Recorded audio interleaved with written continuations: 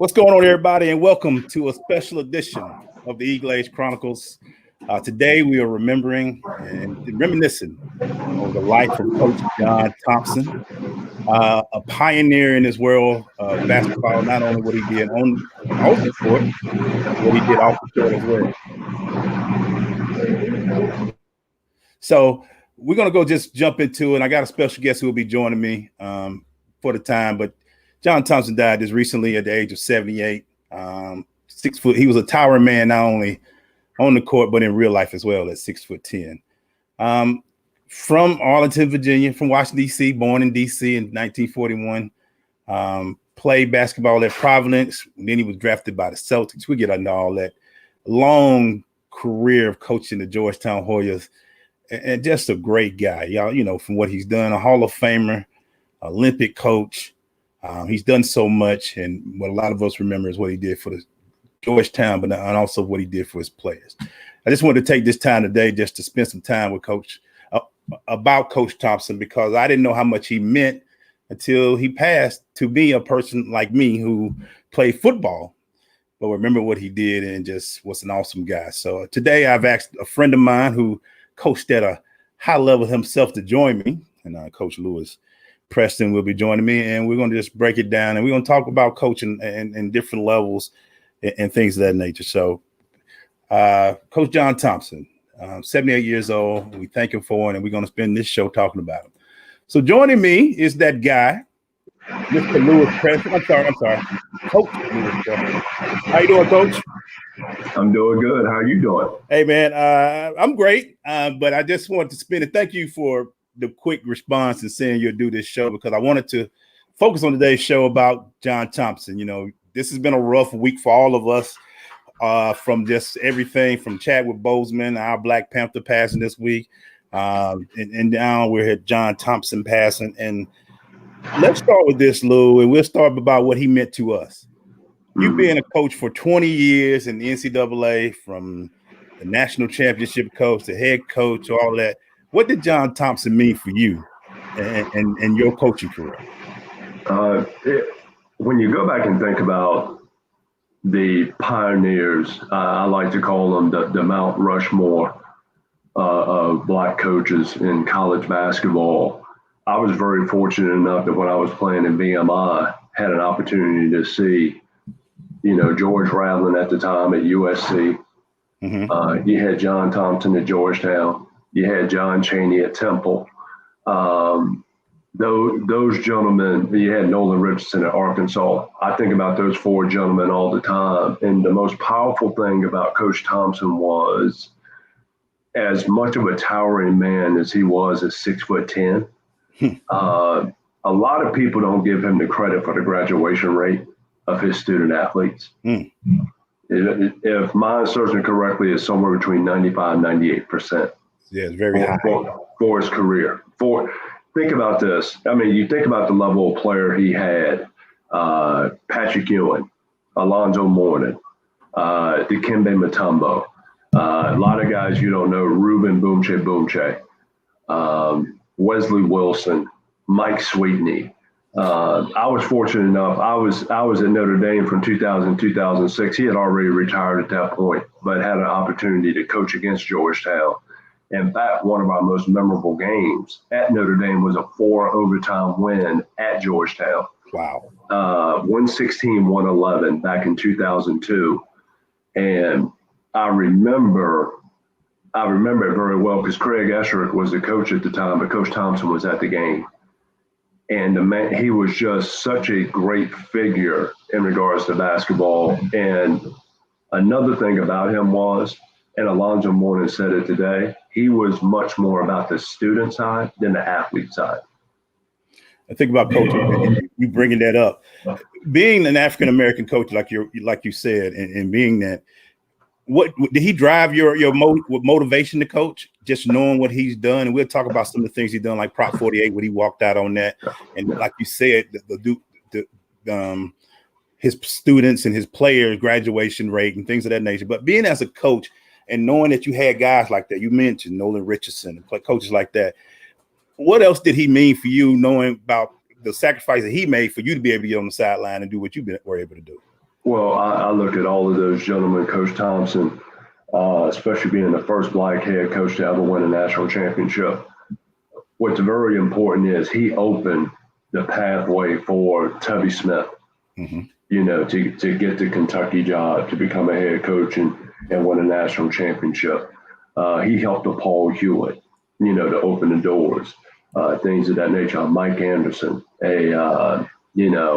it's so many coaches that owe their careers, to John Thompson, because he was a great pioneer. One thing I'd like to also say, he was unapologetically black too.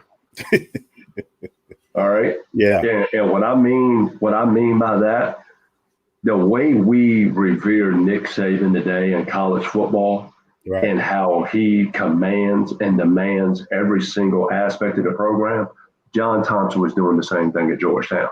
Right. You weren't talking to Patrick Ewing and Alonzo Moorman and Dikembe Mutombo and Kevin Braswell and Allen Iverson. You were talking to him. Right. And if you didn't like it, so be it. Don't let the door hit you with a good Lord split you, and he just keep rolling. But he was unapologetically black. I still remember to this day, back in 1989, when he walked off the floor because of Prop 48. Yep.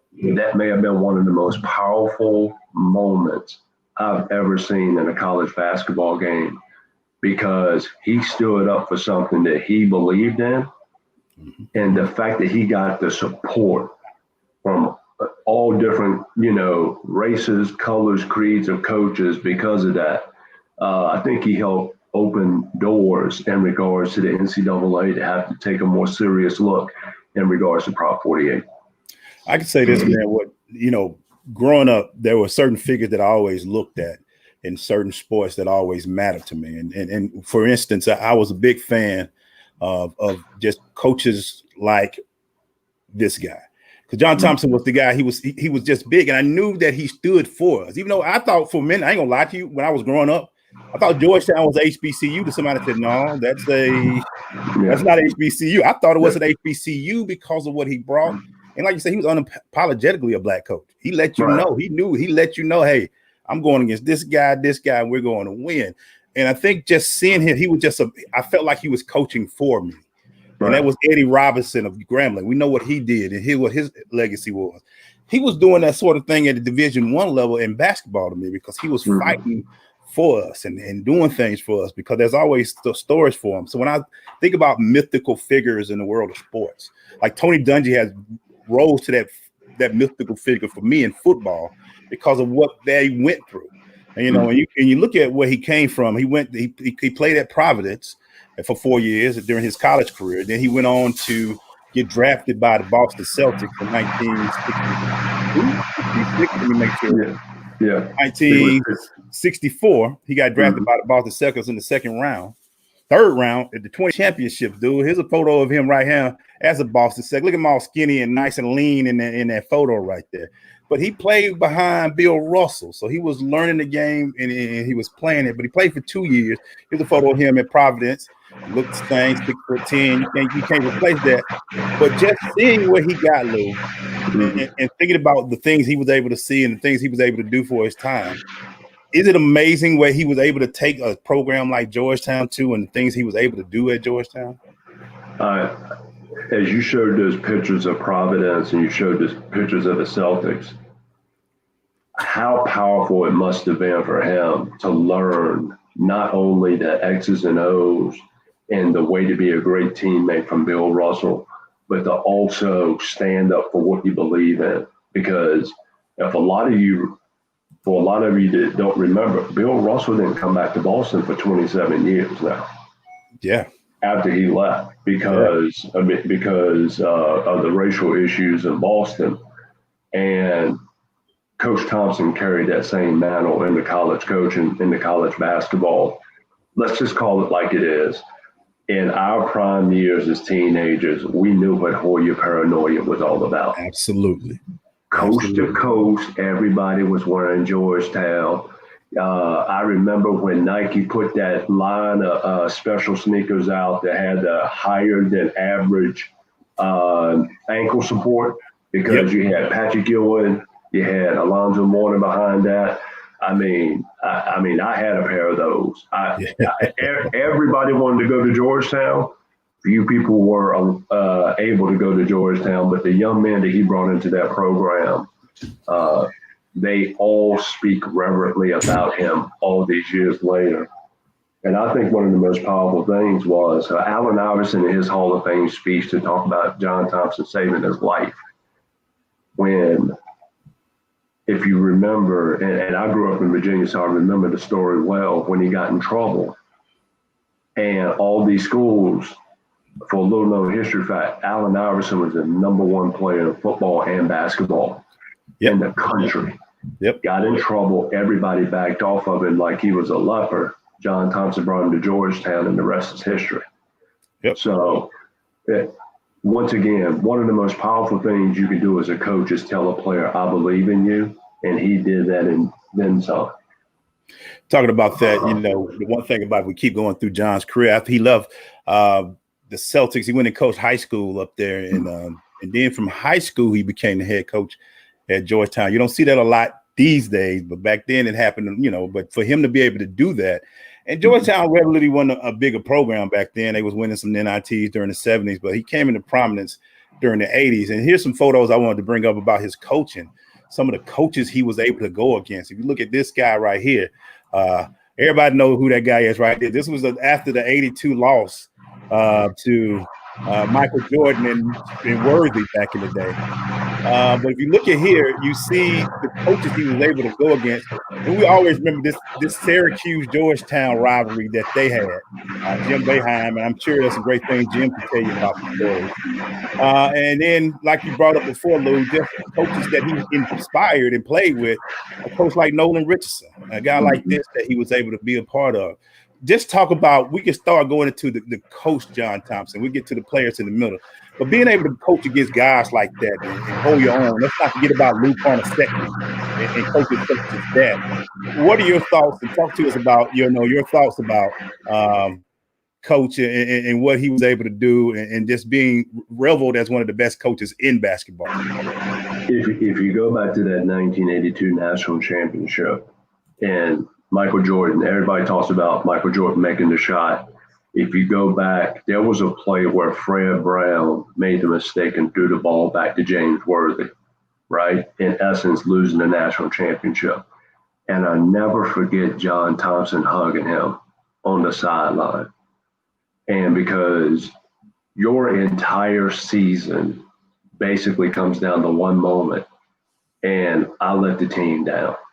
Yeah. And basically Coach Thompson looked at Fred Brown, was like, if it wasn't for you, we wouldn't have even gotten this far. But fast forward 2 years later when they win the national championship at 84 and the bear hug he gives, right, to the same player, I think to me is one of the most powerful images because as Black men, Black fathers, and Black leaders in our homes at that time, that wasn't seen. John Thompson was a coach that served more than just a coach in regards to a lot of the players that he brought to his program. He was there in some cases their first time father. Yeah. In other cases, he was the second father. Patrick Ewing was on Dan Patrick today talking about John Thompson being his second dad. Coach Thompson was very instrumental in Patrick Ewing getting the Georgetown job. Let's just call it like it is. So there's so many accolades and so many great tributes you can give to him, but he understood the power of being a student athlete. He understood the power of using basketball to take you to different levels in life. But he also understood the power of making sure that the game of basketball didn't use you, that you used it. And if you look at his players across the board with a 98% graduation rate, I think that's a really powerful comment unto itself. And, keep going with that, Lou, about what coach was able to do. Just having the fact that you didn't look at, to us in certain neighborhoods, we looked at him as a Black coach, but to know that he was able to stand his own And at that time, we just knew, and it made guys like us who eventually did coaching and dealt with kids understand that you can compete at that level. You can compete at that level. You can go at it at that level. You can do things at that level. And just to be able to see that type of thing was awesome. And I think to this day, that was be one of his biggest impacts. Let me ask you this from a coaching perspective. What did you get from him, and what tools did you learn from him in your coaching? To be aggressive, to not back down. If you go back and watch his teams play, I thought they were aggressive on both ends of the floor. If you go back to that 82 national championship, I think the first 4 shots that were thrown up were all goaltends. Patrick Ewing was throwing the ball all over the Superdome that night. I was like, all right, man, are you going to let any ball? Like he was doing back in the 80s what Kevin Garnett was doing after a foul, like slapping it so it don't hit the rim. He was doing that in games. But once again, he was unapologetic for the way his teams played. A lot of people said that they played that, quote, thuggish style of basketball, at that time because of some of the players he had. And it wasn't that. All he did was he adapted his style of play and coaching to the team that he had. And the last time that I checked, that's just called great coaching in my book. Absolutely. And I think a lot of people who now go back and think and look at the games back then, I don't think he gets enough credit for how well he was able to play inside out basketball, because he has some of the greatest big men in college. I mean, I still remember the Patrick Ewing, Ralph Sampson game. Georgetown versus Virginia. I'm going way back on you, I mean, it was just some great basketball contest that John Thompson was a part of. And the reason was that you were able to have those type of contests was because of how Coach Thompson recruited and the style of basketball, the brand. They had brand recognition when brand recognition wasn't known. Think about this. Yeah. Coast to coast. I mean, I don't care if you were a rapper. I don't care if you were a movie star. I don't care if you were another athlete, professional, or if you were in college wearing Georgetown's gear, repping Georgetown's gear better more than your own college. Yep. So that just tells you the power of what the Georgetown brand was before branding became this new thing that we have today. Yeah. And then in '84, he was able to finally get that big victory, get that net around his neck. But in 1984, the first black head coach to win a national championship, which was just prideful in itself. Just for him to be able to get through that, Lou, and to get to that mountaintop, that had to be a big moment. I know it was for me to see it. And what about for you to see him get to the top like that? For me, an emotional night. And the reason was because, once again, he carried black coaches, black assistant coaches from high school to let's go youth basketball, to high school, to college, even to the pros.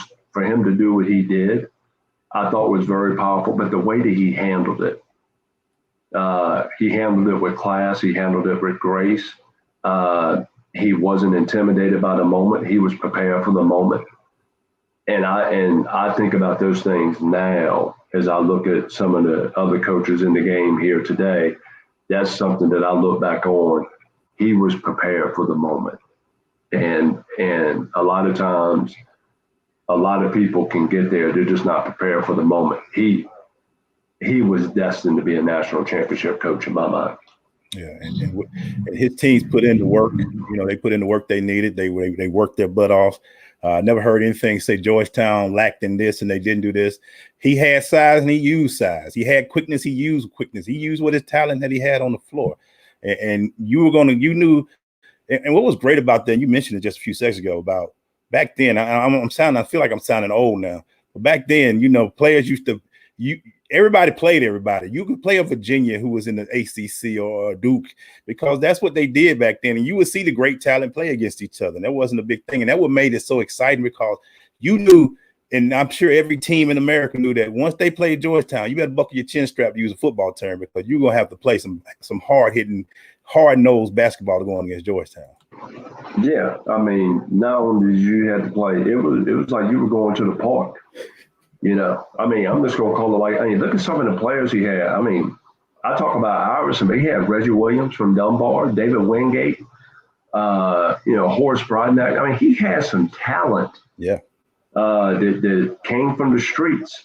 And I think another thing about Coach Thompson, you talk about that mythological figure, kind of like you said for Tony Dungy for you. John Thompson would come into high school gyms, man. There'd be people lined up when he come into the high school gym. I think a lot of people don't know the type of relationship that John Thompson and Dean Smith had. And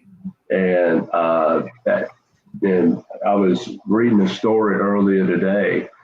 North Carolina, I think, was recruiting Patrick Ewing as well as Georgetown. And the story went to the extent that when Patrick Ewing, if mine serves me correctly, was at North Carolina, there was a KKK rally or something of that nature. And Dean Smith said, if you're not comfortable playing here, you should go play for John Thompson in Georgetown. Wow. Yeah. Wow. I mean, yeah, it's pretty powerful right there, right? Yeah, especially because, what was going on at the Dean Dome at the time. He was getting all kinds of players as well. I mean, come on now. Yeah. Yeah.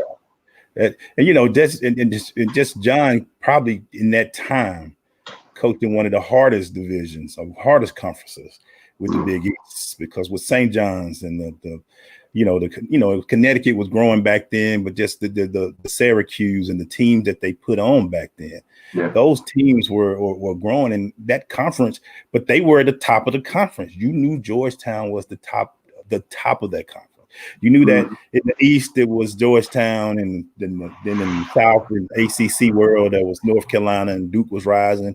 You knew about Kentucky in the South, the Deep South, and teams of that nature. Then in the West was UCLA and things like that. But for the most part, it was Georgetown had the East going strong, and that Big East was great basketball back then. And you being a coach in that Big East later on when you started coaching, just talk about some of the things that were built in tradition, that was built in Big East basketball, and what he was a big part of creating. Right. I think it's a great history lesson for basketball if you go back and watch the 30 for 30 on the requiem of the Big East. Because during that time you had Jim Boeheim, you had Lou Cornhusker at St. John's, you had John Thompson at Georgetown, you had Jim Calhoun at Connecticut, you had Rick Pitino at Providence. Yep. Right. And so you're starting to watch these teams develop. You had Jim O'Brien at Boston College at the time. And you had Hall of Fame coaches, first ballot Hall of Fame coaches. But what Dave Gavitt did that I thought was really incredible, that was the first league that you saw on television. Yeah. Because you saw them on CBS every Saturday, whether it was the Carrier Dome, whether, it was the Capitol Center, whether it was, where Connecticut played, but they were on every Saturday. So these guys became household figures and became their own brand. Right. They became their own brand, which I thought was genius, because everybody else started to compare their recruiting, their style of play, their style of coaching to the Big East. And Coach Thompson at that time was the top of the food chain. Everybody was trying to catch him. Yep. At that point in time. If you go back, Jim Boeheim did win his first national championship, 2003? Yeah. With Carmelo Anthony. Pitino ended up winning. He ended up going to the Final Four at Providence and went from Providence to Kentucky. Won his national championship at Kentucky. Jim Calhoun didn't win his first national championship in '99. We can't forget about Villanova. We have Villanova. Actually, as you go back and think about that, with Raleigh Massimino, who Jay Wright was, I think, on that staff at the time, what was really incredible about this, they may have played the perfect basketball game. Yep. In the national championship. Think about this. The national championship in 85 was Villanova, Georgetown. I think that was the third or fourth time they played each other that year. Big Ed, I mean, just thinking about those teams right now, that's just how talented the Big East was at that point in time. To me, the first true cash cow basketball league in the country. Then we go on, we'll continue to talk about Coach John Thompson. Thank you all for joining us. This is the EGlaze Chronicles with Coach Lewis Preston. Remember the life of Coach John Thompson. We got to do more flowers when they're alive than when they're passing. So we'll try to do more show of these with them. When we so far talked about his playing days, his beginning, his coaching days, but now we're about to jump into his players. I'm gonna show you a few pictures of a couple of players that we all know. This guy right here was the basketball guy in the 80s outside of Jordan and Worthy and all of them. It was Patrick Ewing, what he was able to do and just being that big man and feel like the Georgetown grew around what the Patrick Ewing legacy and what he was able to do. And then later on in the career, this guy shows up. And we talk about Allen Iverson and the greatness of Allen Iverson, what he was able to do with Allen Iverson and just the players. And I don't want to just we got Alonzo Mourning, we got Dikembe Mutombo, Othello Harrington, and players such as that who he's able to coach. But what was so amazing about Coach Thompson, and this is just from my perspective, is they all came in and, like he said, had a 94%. I think Iverson, and Lou, you can correct me on this a little bit later, was the first guy to leave early. A lot of his players played 4 years and played the whole 4 years and went 4 years at school, and Iverson went out as a sophomore. Give me your thoughts about the way he worked with his players, Lou. If you go back and look at their teams, their players got better every year. They developed. Think about how they made the transition to the pros. The transition to the pros was seamless. Patrick Ewing was the #1 pick. Allen Iverson going to Philadelphia, leading Philadelphia to the finals, like literally a one-man band, might be one of the greatest feats, that I've probably seen a player under 6 feet in my viewing days. I know the older generation talk about Tiny Archibald and some of those other guys. Dikembe Mutombo, with how long he was able to have his career, but how he took and utilized his basketball career to go back over to Africa and do a ton of humanitarian work. Alonzo Mourning, the career that he had, like Alonzo Mourning is still involved with the Miami Heat in the upper level of their organization. So once again, taking these guys, I talked about student athletes, but preparing them to be professional, understanding that the ball is going to stop. What's your plan B? He helped create the plan Bs for him. He created men. He created men, and which was beautiful about him. He created men. You went to Georgetown. You might have started as a boy, but you came out as a man, and you was going to do something. And you could tell by their works now, even with all the things we talk about Allen Iverson still was a great product. He was a great player. He came out, like you said, when he went to the NBA, he was ready. Everybody who loved Georgetown, they got better. That's a lot of players you could say didn't get better when they went to college, but a lot of players did get better when they got to Thompson. And I think what was amazing about them, they played their 4 years, a lot of them until, Allen went out a little early. But just to talk about this and just to keep on about that, what I loved about Coach was that he created men. I feel like everybody who was touched was a better person because of him. And I can even tell with some of the people that played against him, they were even like, man, what he meant. I heard Jalen talk about a little bit about what he meant and being part, even though you were in Michigan, you still were like, yo, that's Georgetown. That's Coach John Thompson over there and the things they had going on. You talk about one of the biggest things and about John Thompson, and it was something that was very dear to me. And I didn't understand it at the time, but I understood what it could mean. I was a sophomore in high school, was when he walked off the court about Prop 48. In 1989, and you brought that up a little bit. I don't think people understood what the reasoning and what it meant, because it was kind of one of those deals where Prop 48 wasn't really a good thing for a lot of athletes who were struggling coming out of certain homes and certain places. Talk to us about what that meant to have him walk off and what the Prop 48 situation.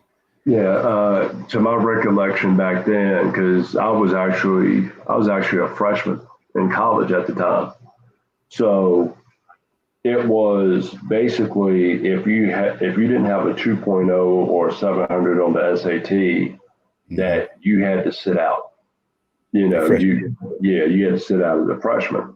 And I think one of the things what he totally talked about, that it was that he thought the ACT or the SAT at the time was a racially biased, test. And he didn't think that it properly examined everything that was going on in different houses and different cultures at that point in time. And he was very vocal about it. And he had gone as far as to tell you exactly when he was going to walk off, how he was going to do it. Just going back and reading the stories about that, about how he reached out to Boston College. This is what I'm going to do. And people don't understand. 15,000 people gave him a standing ovation when he walked off the floor. Yeah. Right. And I think a lot of people, there comes a point in time, there's a line in the sand we all have to draw in life, because if you don't stand for something, you'll fall for anything. Yeah. And he stood up that day. I think he stood up for every young man in the inner city, in the country, in 2 and 3 car garages, because he was like, I'm not going to base whether I recruit you or not off of a test. I'm going to basically recruit you or not recruit you off of what my eyes are saying and what my eyes can see. And I thought that to me was such a powerful moment, that when I got into coaching back in 1998 and was able to be a part of the Black Coaches Association, back when the Black Coaches Association was something to be very proud to be a part of, I just go back and think about those men at that point in time and just how great, your Nolan Richardsons would come back, your John Chaney's, your John Thompson's, your George Ravelin's.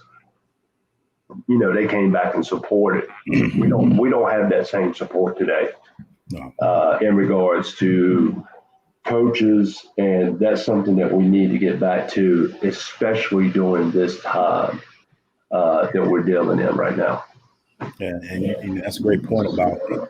He knew that he needed to work and do things to get this going, because it wasn't going to be fair. And the test at the time, a lot of people weren't passing, because he believed that once you came to my program, I was going to make you a man and could get you to places where you needed to go, which he showed over and over again. Going on to post basketball, because he coached until 1999, and just that. But let's talk about in 1988 when he was and people don't know this. A lot of people might not know this. He was the last pre-Dream Team Olympic coach. He was the one that the Russian team was loaded with professional players, and they won and defeated the first time in a while. America never made it to the gold medal round. Was that year in '88? He was the head coach. They still won bronze, but they didn't get to the gold medal game and didn't get it. And then 4 years later, of course, they broke out the Dream Team. I don't know if you can remember that, Coach. What are your thoughts about that time? And I know that probably one of his things that he, was a little hurt about, a little upset about, but not being able to do that. But what are your thoughts about him being the Olympic team coach and that time being the last pre-Dream Team coach? I think when you go back and think about that, I think that's probably one of the greatest honors you can have, is being, selected as the Olympic team coach. Think about in '84, you had Bobby Knight, who was the Olympic team coach, and I think John Thompson was a part of that staff in '84. And then to turn around and he did have the team in '88. I think what happened in '88 was you started to see a shift of how good European basketball was. But you also saw how big and how global that the game had become, because that Russian team at that time, remember, Russia was like, you had Lithuania, you had all these different countries before they split up and became the Commonwealth of Independent States. You had all these different countries all under one umbrella. So they could just go handpick wherever they wanted to go. And the U.S. was still playing with college players. So, and they only lost by 6 too. Yeah. Yeah. And the thing that I always go back and say about that is, you got boys playing men. Like, you may have been playing against, Sabonis at that time, who was in his prime at 7 feet, but he's like 27 years old and you're 19. Come on. I mean, experience alone is a great asset if used, wisely and correctly. And that was just one of those no-win situations. But we lived, we learned from it, moved on from it, and I think it helped make him even a better coach. And I'm saying that, and he won a national championship and did all these different things. But I think it helped him make him a better coach. I think it added longevity to his coaching career. Yeah, because he ended up finishing up his career in 1999, where he left Georgetown. We're talking to about some of the things he did post. He was, to me, one of the best broadcasters out there after he left the game, because he did both pros and college basketball when he did that. And the legacy that he left was this legacy here. I think a lot of people can't move away from.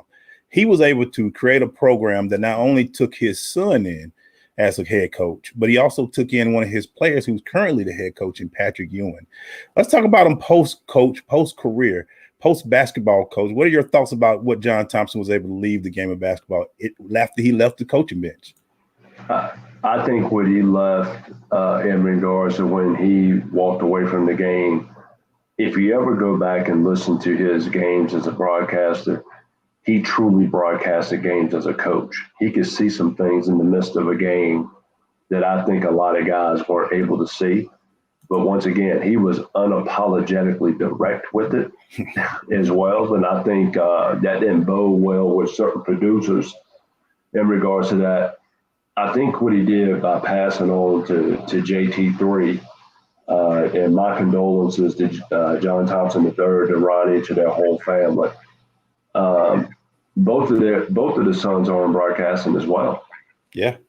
So when you think about that, I mean, it passed on to them as well after both of them were also head coaches. Yep. And I think John Thompson III doesn't get the credit he deserved for how good that he made that program at Georgetown. Here's another story. When we won the second national championship at Florida, Georgetown was one of the Final Four teams. Wow.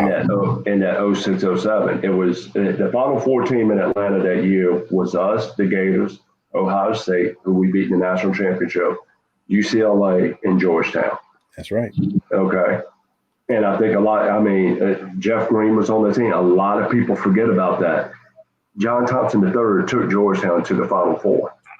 And he just ran into a buzzsaw in Ohio State with Greg Oden and Mike Conley and Ivan Harris and Ron Lewis. And we were fortunate enough to beat Ohio State in the national championship that year.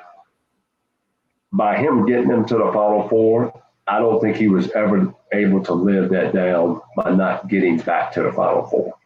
I still think JT3 is one of the best coaches in America. Running the Preston offense and some variations with some different things that he was able to do, because he played for Pete Carril at Princeton.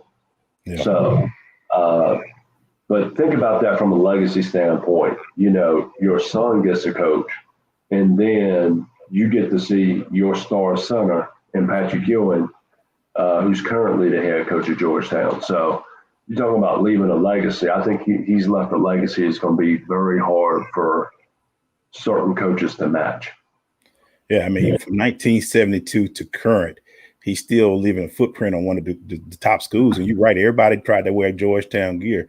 And I see Ewing on the bench now, and we know what he did from him to help him grow in as far as a player and this a thing like that. And and it's just awesome to see what the coach could do, man. And that's Lewis. I just thank you for joining me today, man. And I want to just get your final thoughts, man. And this.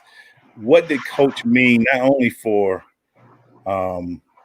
just on the court, but for all of us who just in general? What did Coach Thompson mean to society? For me, overall, it goes much bigger than the game of basketball, because he took some young men that a lot of people would not have taken. Mm-hmm. And like you said, took them from boys to men. Go back, and as people are paying tribute to him over the past few days, the number of players that he kept relationships with all the years after they're gone. And one of the things we always talk about as coaches is you'll know if you've made an impact 5, 10, 15, 20, 25 years down the road, and just all the different tributes coming out. I mean, local guy here where we live at, Robert Churchwell, played for Coach Thompson, talking about how instrumental he was in his career, helping him bounce back, more than one time. Allen Iverson at the Hall of Fame speech, but even Allen Iverson's tweets, talking about how Coach Thompson still called him. And, I'm not going to say how he would greet him, but, that just tells you the type of relationship they had.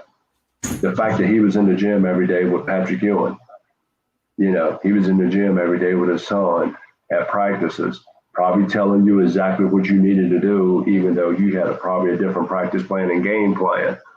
But that's just part of his greatness, and that's part of his legacy. Is he's the Mount Rushmore. He's up there in regards to coaches that helped pave a way for generations of coaches to come, and there will be other Black national championship coaches. I thought Tubby Smith said it very eloquently today, just talking about it was off of Coach Thompson's shoulders of why I was able to go from Tulsa to Georgia to Kentucky and win a national championship in Kentucky. But also the relationships. I think that's something we can't lose sight of, is how important you continue to have relationships afterwards. I personally want to say thanks to Coach Thompson, Nolan Richardson, George Ravlin, all the gentlemen that started the Black Coaches Association, who kept that institution very powerful into the early 2000s. Thank you for paving the way for all of us. And for the younger ones behind, you need to go and look up and do your research and do your homework on these coaches, because if it wasn't for them, you wouldn't be in the position that you are today. But those gentlemen may have made a lot of millionaires in coaching. A lot of millionaires. Black and white. Thank you, Coach Lou. And I ended with this, man. Thanks, Coach Lou, for coming on, everybody. His great works, wise man, one of the guys that I know. But just going over Coach from his days at Providence, what he did, and going to Boston and being a player, to coaching at high school, and then just to be the guy that he was, from coaching against greats like Dean Smith and, Nolan Richardson, and of course the Jim Boeheim days, to coaching players such as Allen Iverson and of course Patrick Ewing, to having his follow-ups of his son and Patrick Ewing taking over and being a great broadcaster. This guy here was, to me, like Coach said, one of the best men that I've ever had a chance to witness growing up. He meant so much to me because a guy who loved sports. I was short, so I couldn't shoot, but I always looked at him as somebody who was something that was bigger than sports.